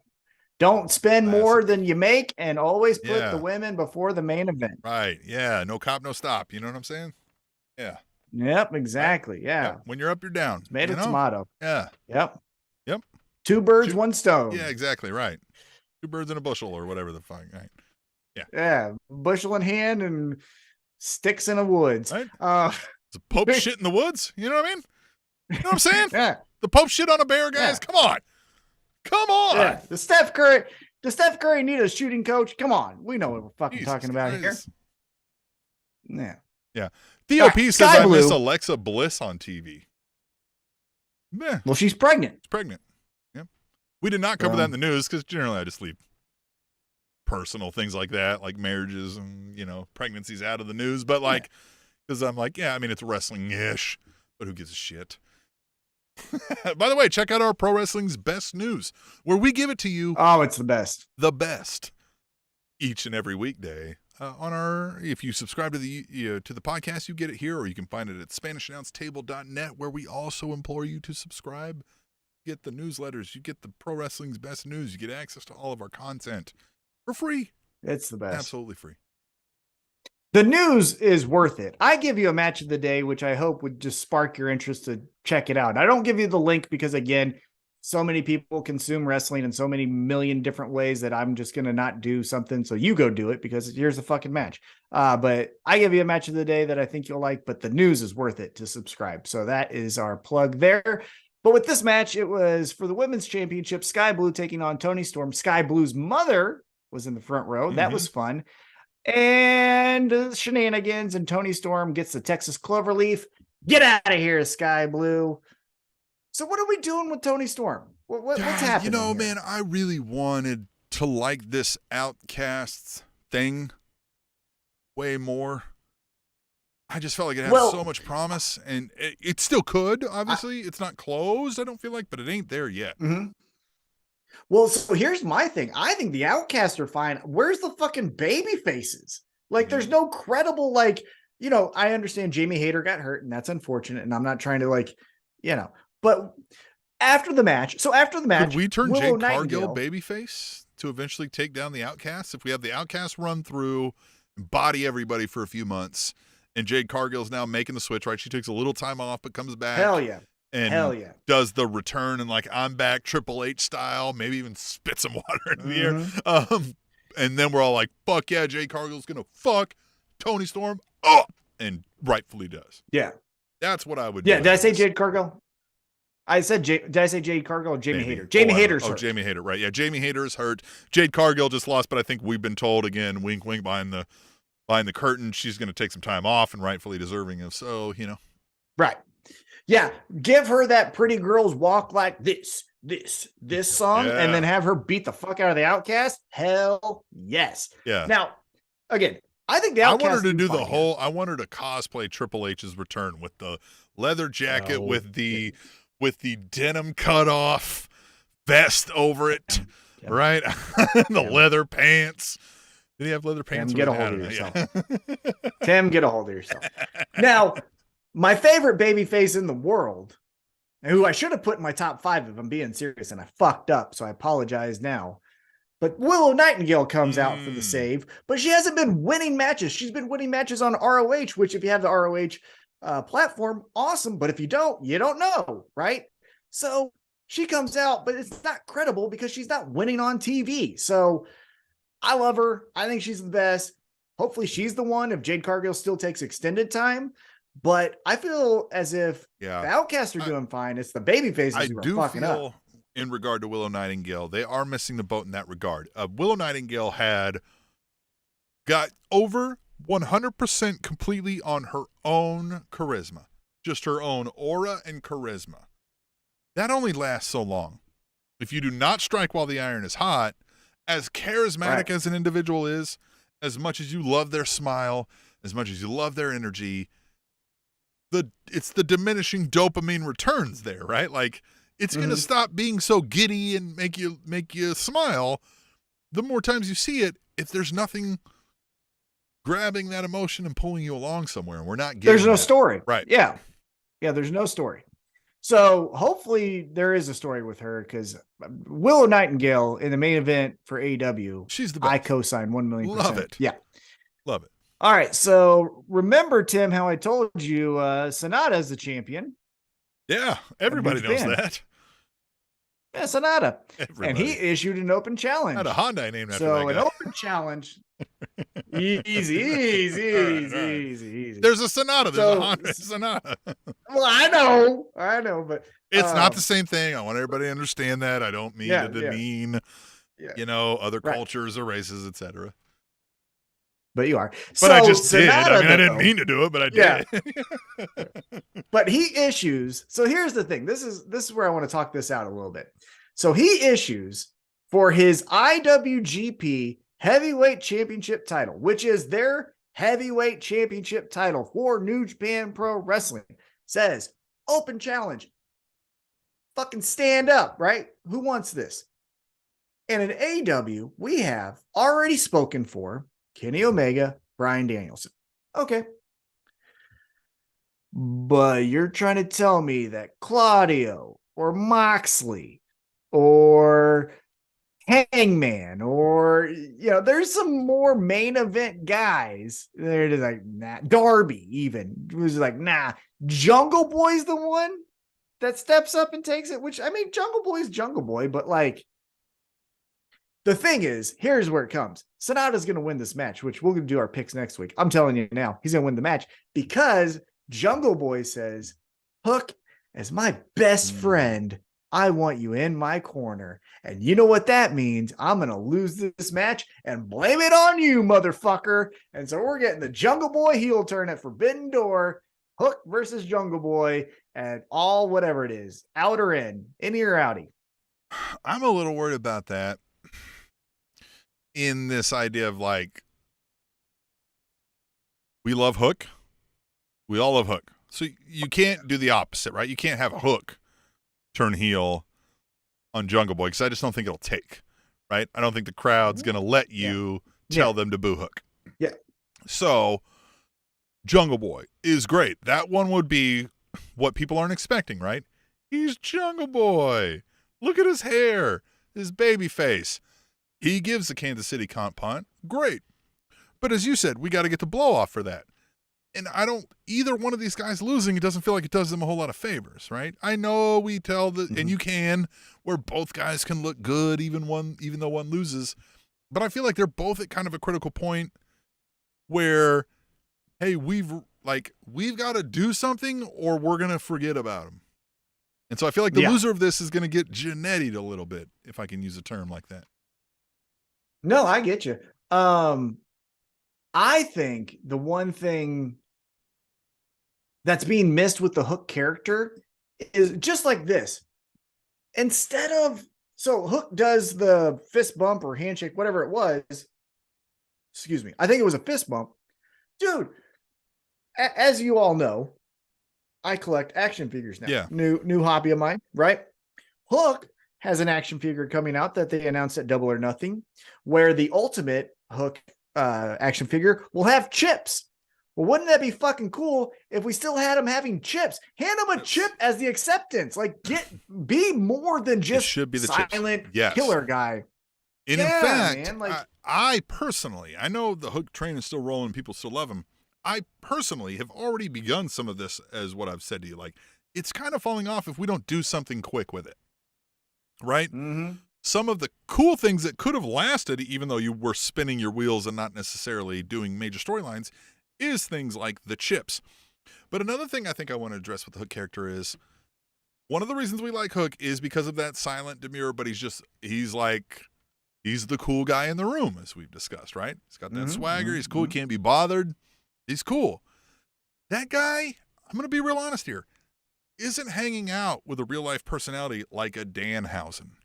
Isn't necessarily best friends with a Jungle Boy, who's not necessarily a square or a nerd or whatever you want to say, but like he's not necessarily like the cool guy in the room, right? I feel like we could do to lean into a little bit more of the swagger of Hook and his coolness as it pertains to like a, you know what I mean? Like bringing that forth more in the storylines than we're actually getting.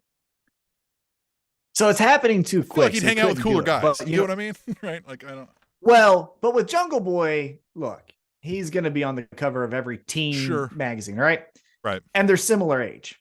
So what I would have done, which you can't do now because the heel turn is going to happen next Sunday, but I would have had them backstage. Throw some fucking women on them or guys. Throw everyone on Hook them, right? Introduced Jungle Boy to the strip club.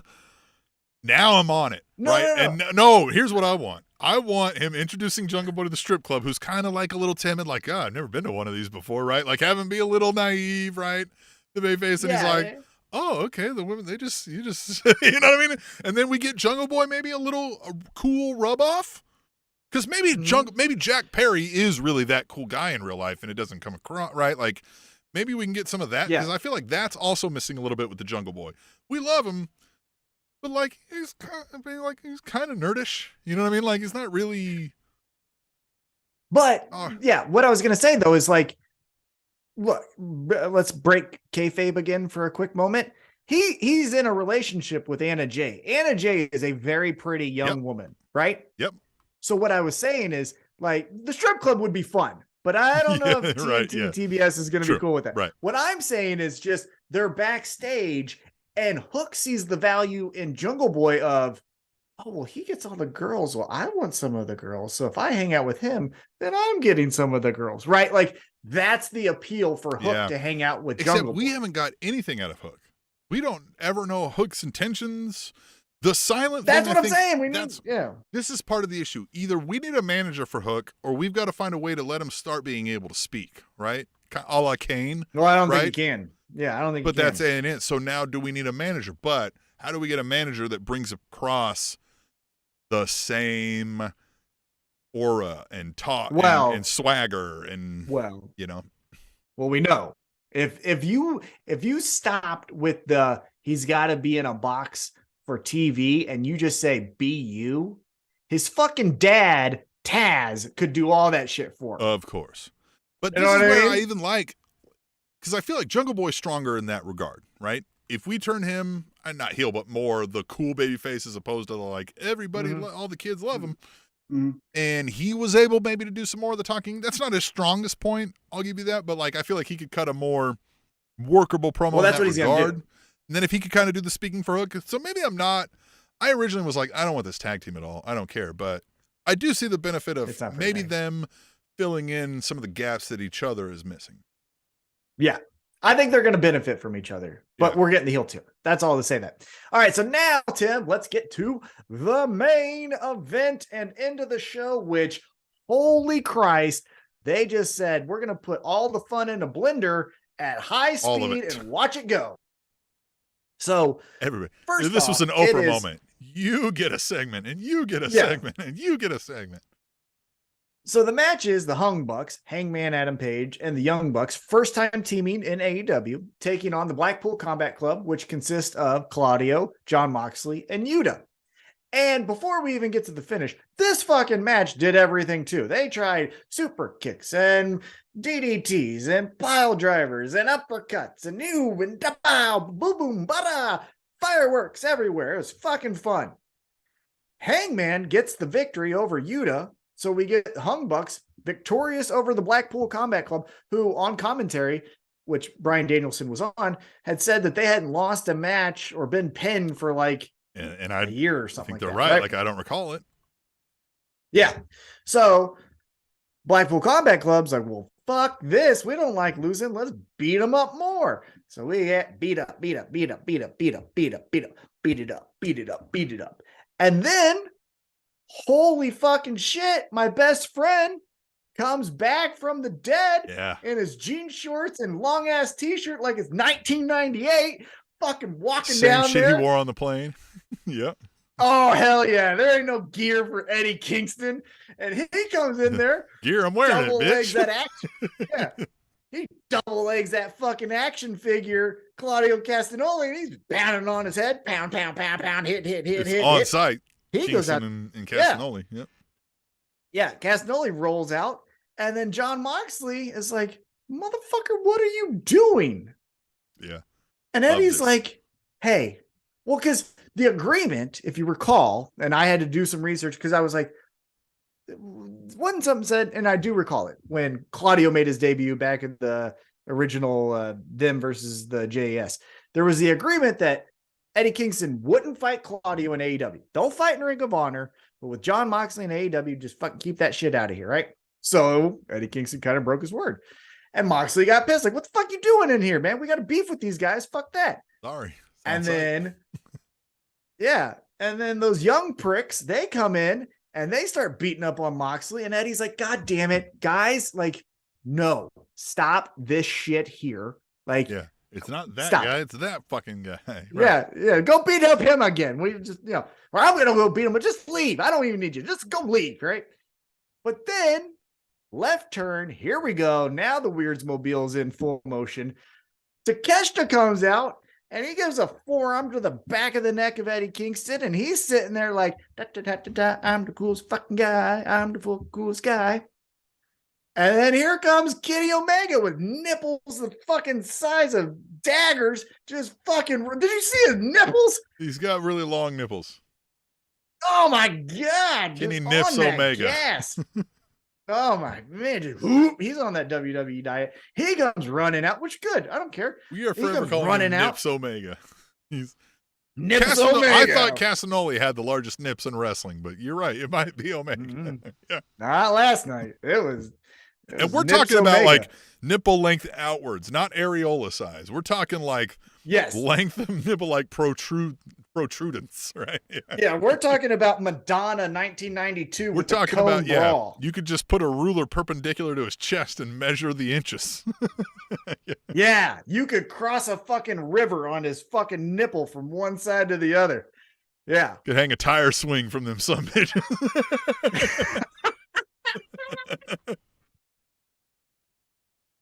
So he comes running out, and he's going out, and he kicks old Takeshita's ass, and he's like, knee to your fucking face, bitch, haha. And then, fucking nerd from down under, he gives him a fucking kick to the face, and now we got what is that guy's name again? Will Ospreay. Ospreay. Coming out like the Kool-Aid man. I'm going to give you this. Wow. They nailed that super kick, right? He got him square in the face. Omega was able to sell it with a contorted. Like, they nailed it. I'm going to give you that. Good spot. Well, and the thing that I loved about the whole thing. So then, okay, so let's first off, then we'll come back. So then it ends with Ospreay. He's on top. He even gives him another fucking elbow to the back of the head. Ha! He's the man, right? Smell my dick. Cool. Yeah. The thing I love the most, I think, from all of it is the clunkiness. Now, we talked about some of their issues where you saw the word no, which you shouldn't, You had audio issues. Those things are like bad, right? Those are, what the fuck are we doing? But the good part of chaos is when it doesn't look clean because it's chaos for wrestling's sake. And that's what this was. Eddie Kingston getting in there, doing a shitty half single leg on Claudio and punching him, and then getting face to face with Moxley. Realism, because that's how real fights go. You don't do a clean double. The guy tries to brace and you half fall together. Right. Yeah, and then Kenny Omega wasn't gonna wait for him to get kicked in the head by Ospreay, so he's in mid move to do this to Takeshita, and then he gets kicked himself. Even going back to Takeshita, kind of just sloppily hits Eddie Kingston in the back of the neck with his elbow. So yeah, it was clunky, but it was like exciting clunky. Like, hell yeah, this is dirty. Something's really gonna happen here. Yeah, I loved it. You said that a little weird. I'll be honest. I'm a little uncomfortable now. Dirty. Dirty. Don't add that extra at the end. That's a real instant way to make it more creepy. Yeah. Yeah, let's go get a drink. Yeah. I got Keith Lee over here who has a saxophone. Hey, don't call an Uber. I'll give you guys a ride home. Yeah. Just throw that in there. You want to hear my band? Yeah. Hey, you want to hear my band? You guys want a drink? I'm buying. Yeah. Yeah. No, I don't. No, I'm cool. Water. I know a guy who owns a bar. His name is Rock Hard Juice Robinson. Yeah. Yeah. It's a gold membership. Yeah. Never good to throw in at the end of anything. It's always bad. Unless there's cocaine involved. Then maybe.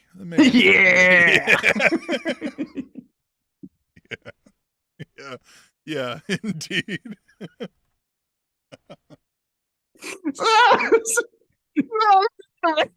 Hey, listen, Saturday night, we may have to ask around. Maybe. I'm sure there's going to be some. Yes.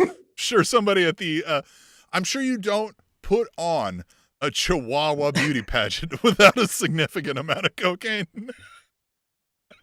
Something. I'm sure there's a lot. Yeah. Yeah. All right, I think we found the episode title.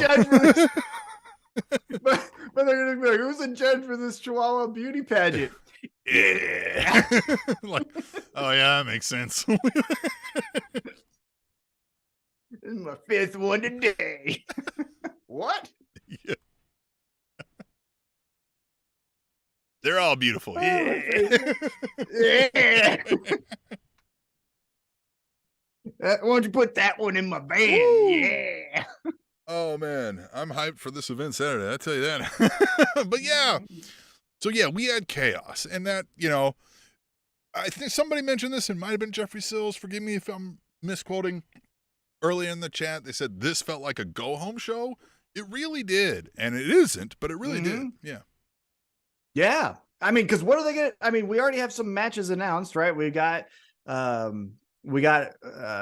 Orange Cassidy and Shibata versus Garcia. Yeah. But versus Garcia and Zack Sabre Jr. Yep. So that's a good tag match. We got some things, but because they're in Chicago, so they got to go hard again.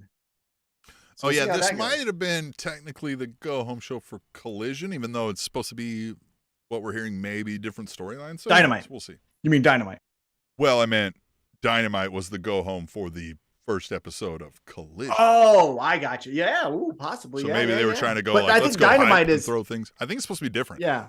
Like mildly different rosters and stuff like that. Yeah. I hope so.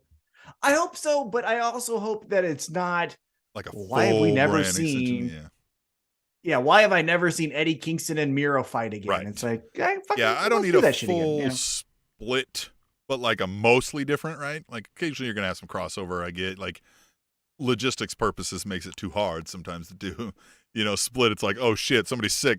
Eddie, can you hop the next flight over to Omaha and fucking, show up? That kind of thing. That happens. Yeah. And also it's like one thing that I've never liked with, brand splits is, for example, like if Triple H and Orton have a real blood feud on Raw, they would also just show up on SmackDown like, well, we know everyone's here. I'm going to fucking fight them here too. Like they wouldn't wait for the next Monday. So I hope that there's a little of that, right? Where if Tony Storm and Willow Nightingale have a pull apart on Dynamite, Collision, they're fucking running into each other, colliding, and fucking fighting there too. You know what I mean? Like they're not waiting for the week. And so that's what I don't want to have happen. But yeah. All right. So that was Dynamite, wasn't it? That was the end. That's kind of how we went out, right? The chaos. The end. Chaos, baby. All right. So we're gonna head out.